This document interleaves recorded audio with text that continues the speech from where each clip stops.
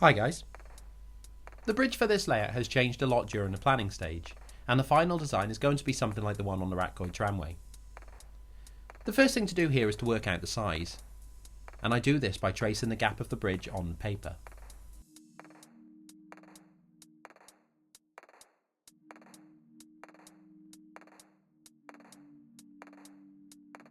Pushing my thumb along the rails imprints it onto the paper.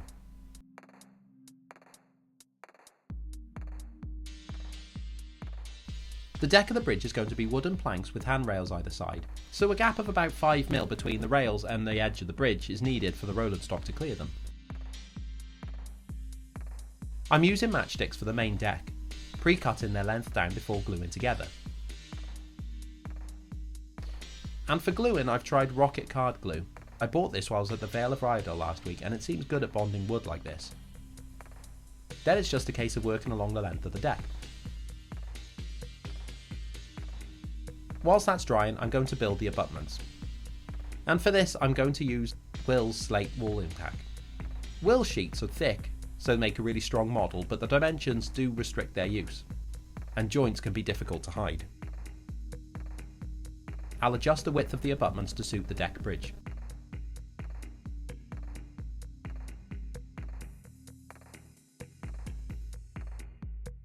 One of the drawbacks with the thick material is the corner joins. I usually go for a mitre joint for the will sheets, so the inner corners need to be sanded back to about a 45-degree angle, and the parts can be glued together. And to finish it off, I lightly file the corner, which blurs the gap even further. Using plain plasticard, I'll now cut out parts of the abutment tops, and file the edges to remove the cut ridge.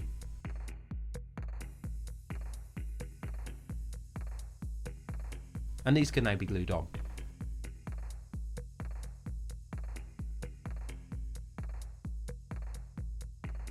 The layout itself actually needs modifying for the bridge to fit, so I'll use a knife to cut strips of foam away where the abutments will slide in. A test fit shows that it's looking about right.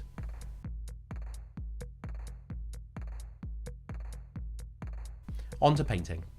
The parts have been primed with grey car primer, and can now have their base colour of Anita's grey. Unlike the rolling stock, I tend to hand paint structures like this. And individual slates are now picked out with two colours: miniature paints number 8, blue-grey, and deco art slate.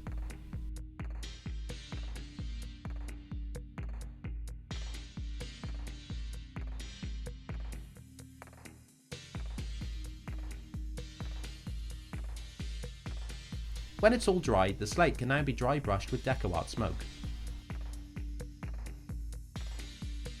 I always dry brush surfaces like this with downward strokes to catch the highlights.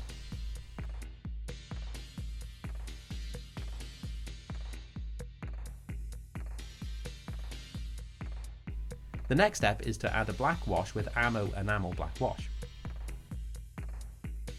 This settles in the gaps, which is ideal for this style of slate build. Again, I tend to work down from the top.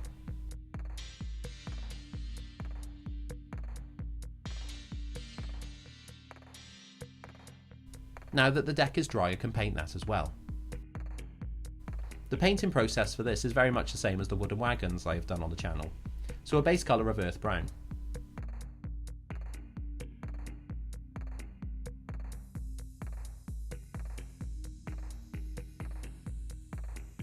This is then dry brushed with light antique white.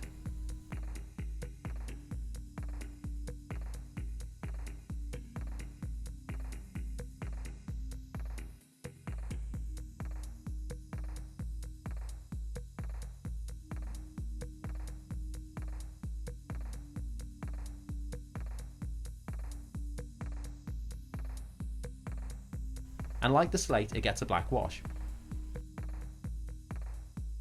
Doing this on the whole structure blends it together. The black wash also works really well on real wood and soaks in, giving a nice aged effect.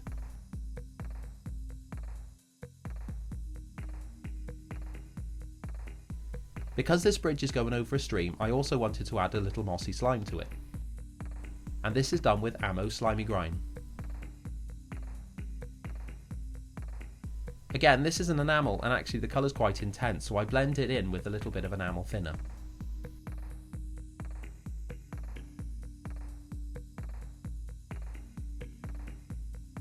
The bridge can now be glued into place. Because it's bonding onto the foam, I use copy decks for the abutments.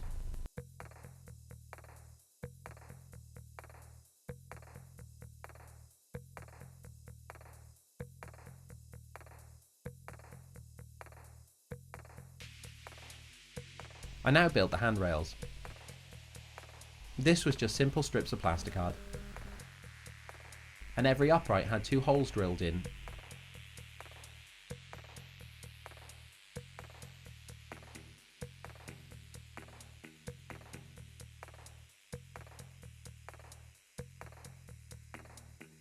These were then glued together, and wire could be threaded through the holes.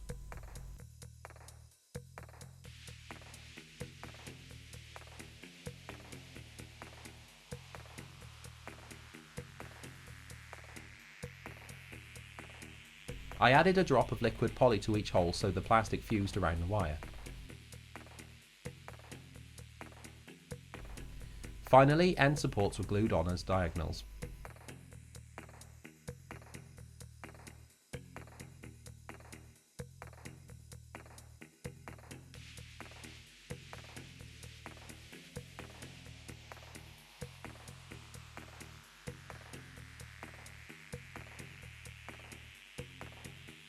The painting process is the same as the deck, with the only addition being the rails being painted black and weathered with rust pigments.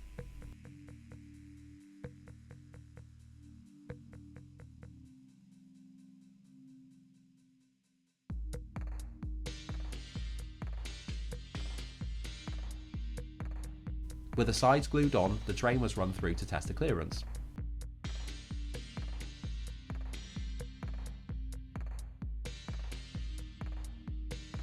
The train passes through without hitting the sides, whilst keeping really tight clearances, which is exactly the look I wanted, with this being narrow gauge.